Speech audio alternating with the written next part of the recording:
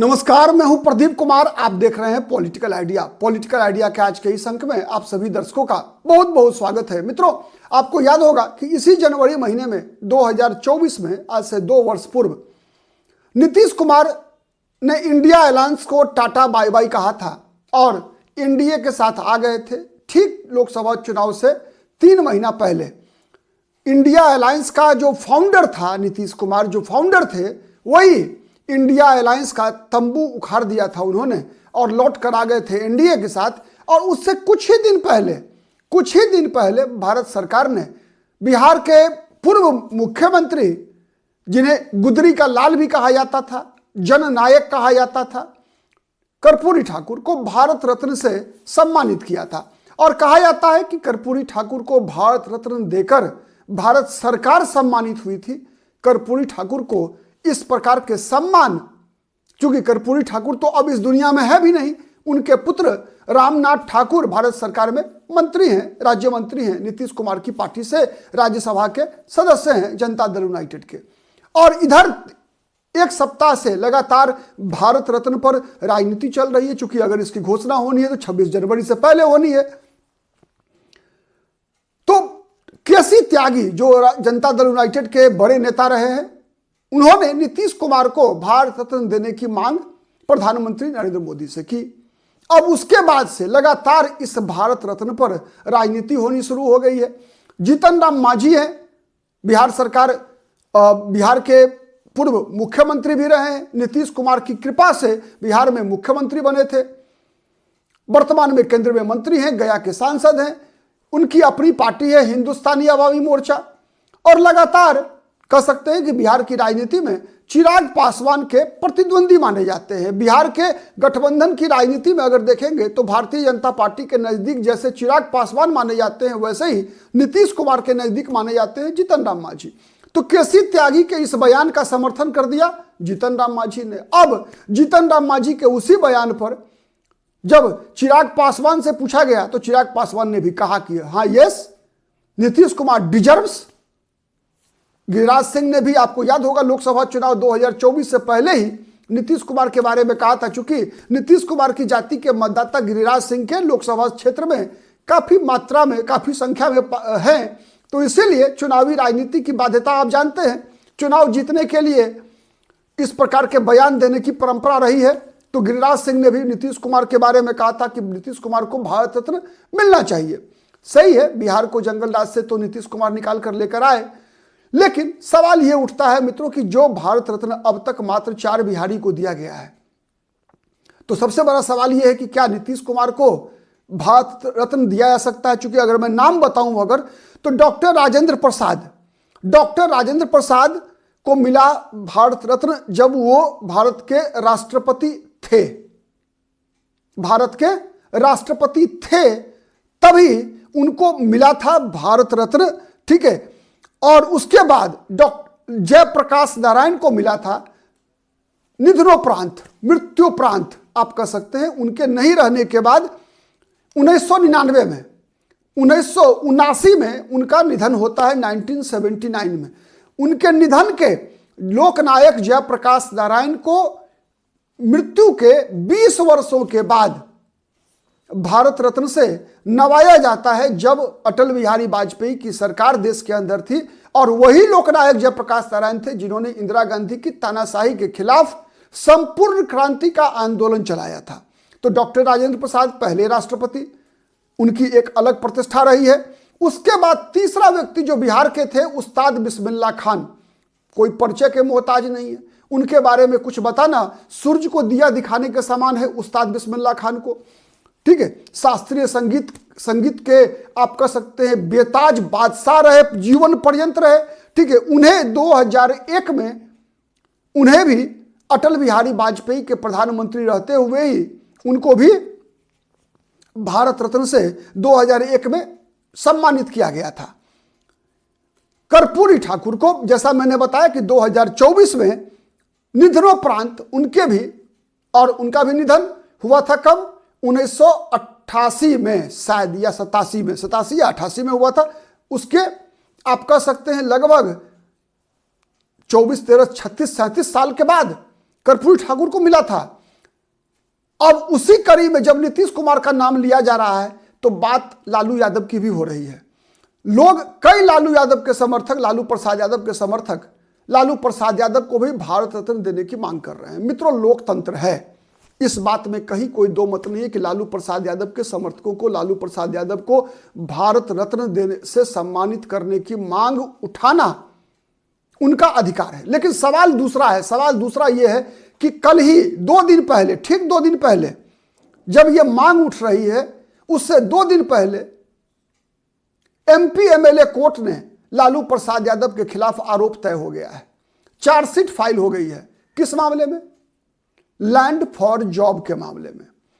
मैं इससे पहले चर्चा नहीं करूंगा कि चारा घोटाला, अलकतरा घोटाला, बीएड घोटाला, लालू प्रसाद यादव, राबड़ी देवी के मुख्यमंत्रित्व के काल के दौरान कितने घोटाले हुए, इन घोटालों पे की चर्चा मैं नहीं करूंगा आज। मैं केवल चर्चा इस बात की आज कर रहा हूं, केवल कुछ उदाहरण सहित, और उसके बाद आप निष्पक्ष होकर किसी भी जाति के एंगल से, चूंकि आदत है हमारी आदत है भारत में, जब किसी भी राजनेता के बारे में हम कोई बात करते हैं तो सबसे पहले उसकी जाति आ जाती है और उसका विरोध करने वाले की जाति देखी जाती है, उसका समर्थन करने वाले का भी जाति देखा जाता है। यह निर्विवाद सत्य है। खैर, उसका खतरा उठाते हुए भी मैं बोल रहा हूं, बताने का प्रयास कर रहा हूं कि जो आरोप लालू प्रसाद यादव पर तय किए गए हैं और जिसके पर्याप्त सबूत हैं, इन सबूतों को कभी भी झुठलाया नहीं जा सकता।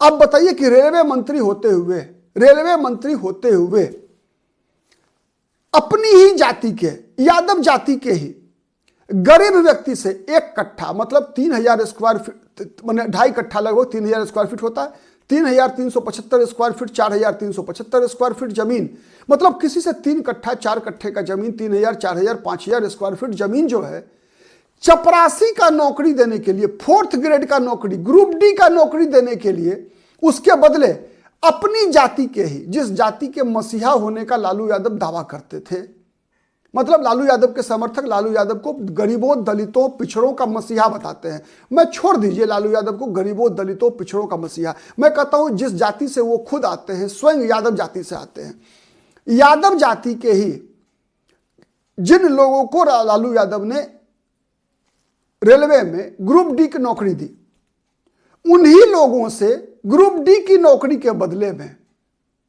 उनकी जमीनें लिखवा ली। कल्पना कीजिए। अब आप बताइए कि ऐसे व्यक्ति को क्या भारत रत्न मिलना चाहिए? किस नजरिए से, किस आधार पर? छोड़ दीजिए जितने भी अच्छे काम हुए। एक कहावत है कि हर व्यक्ति के जीवन में आप 5 अच्छा काम कीजिए, लेकिन एक ऐसा पाप कर लीजिए जो हर अच्छे कामों पर पानी फेर दे।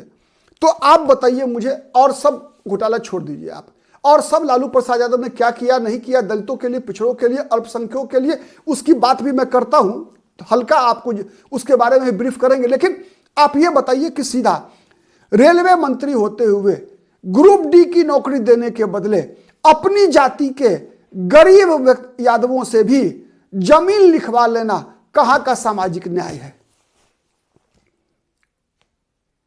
और क्या इस ऐसे सामाजिक न्याय के मसीहा को भारत रत्न मिलना चाहिए? बड़ा सवाल है। अब आते हैं गरीबों, दलितों, पिछड़ों के मसीहा, सांप्रदायिकता के खिलाफ, धर्मनिरपेक्षता के प्रतीक पुरुष लालू प्रसाद यादव के बारे में 2 मिनट का केवल आपको मैं बताने वाला हूं। मित्रों, याद रखिए 1973 ईस्वी में मित्रों पटना विश्वविद्यालय छात्र संघ के लालू यादव अध्यक्ष थे। पटना विश्वविद्यालय छात्र संघ के, जहां कहा जाता है कि लालू यादव की पहली राजनीतिक सफलता पटना विश्वविद्यालय का छात्र संघ का अध्यक्ष होना था। लालू प्रसाद यादव अपने आप को सांप्रदायिकता के खिलाफ, धर्मनिरपेक्षता के प्रतीक के रूप में जानते हैं लोग उनको। लालू प्रसाद यादव वह चुनाव सुशील मोदी, आरएसएस के कार्यकर्ता, विद्यार्थी परिषद के कार्यकर्ता के साथ गठबंधन करके चुनाव लड़े थे। लालू यादव अध्यक्ष पद पे लड़े थे, महासचिव पद पर सुशील मोदी थे, और ज्वाइंट सेक्रेटरी रविशंकर प्रसाद, जो अभी नरेंद्र मोदी की सरकार में कुछ वर्ष पहले तक केंद्र के मंत्री थे, अभी पटना साहिब लोकसभा सीट से सांसद हैं। रविशंकर प्रसाद ज्वाइंट सेक्रेटरी थे सुशील मोदी, और अध्यक्ष थे लालू यादव। मतलब लालू यादव का तालमेल था आरएसएस के साथ। विद्यार्थी परिषद के साथ। एक 1990 में जब मुख्यमंत्री बनते हैं लालू प्रसाद यादव, 1990 में मुख्यमंत्री बनते हैं भारतीय जनता पार्टी के बाहरी समर्थन से। दो, तीसरा, लालू प्रसाद यादव के मुख्यमंत्री बनने में सबसे बड़ी भूमिका रही थी भागलपुर के दंगे की।